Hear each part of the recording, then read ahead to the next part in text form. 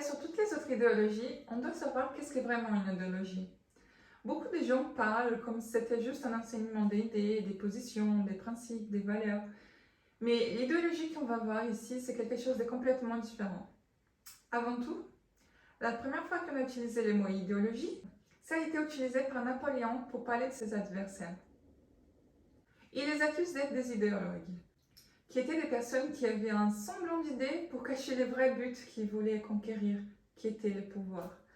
C'est-à-dire qu'on parle des chrétiens, par exemple, on n'a pas d'idéologie, on a une cosmovision. Mais quand tu as une idéologie, par exemple des gauches, généralement on divise entre la droite et la gauche, même à cause de la Révolution française. Donc ceux de droite, ceux qui aiment conserver et maintenir, et la gauche avec ceux qui veulent transformer la société et l'organisation politique du lieu. Sauf qu'on ne peut pas mettre toutes les idéologies des gauches dans un seul panier. Par exemple, l'ex-président brésilien Lula a dit cette phrase: on ne sait pas exactement quel type de socialisme on veut. Donc ce que je veux dire par là, c'est que si on met toutes les gauches du même côté, on a des incongruences et ça devient difficile pour que l'autre comprenne. Par exemple, quand Lula a été au pouvoir, c'est quand les banques ont gagné le plus d'argent. Donc on peut se demander, oh, mais la gauche, c'est pas contre le monopole financier et contre les grands capitalismes et l'accumulation de l'argent? Bah si. Alors pourquoi autant de bénéfices des banques quand il était au pouvoir? C'est parce qu'ils ne savent pas exactement quel type de socialisme ils veulent. Mais une chose c'est sûre, qu'ils veulent rester au pouvoir.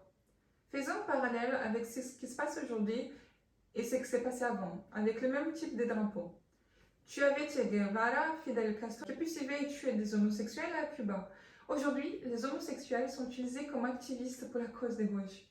Tu vois, c'est les mêmes drapeaux, ils sont du même côté, mais ils possèdent ces types différents entre eux. Aujourd'hui, tu as trois pouvoirs globaux: les métacapitalismes occidentaux comme George Soros, la Russie et la Chine avec un pouvoir, pas seulement avec leur pouvoir des guerres, mais en tant que quantité de personnes, et tu as l'islam.